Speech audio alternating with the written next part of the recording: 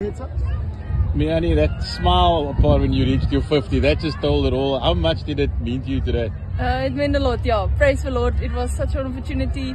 I loved every second playing again for the Proteas.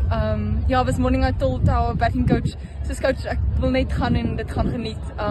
So yeah, it was such a cool game to be a part of, and my first home game, and my parents was here, and I know my brothers and Oma and everyone was supporting. So yeah, I'm so grateful, and yeah, praise the Lord.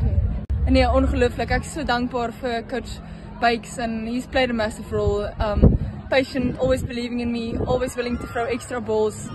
When I make the same mistakes, he's willing to work harder again. So I'm so grateful towards him. Yeah. What did she say? No, she played a massive role.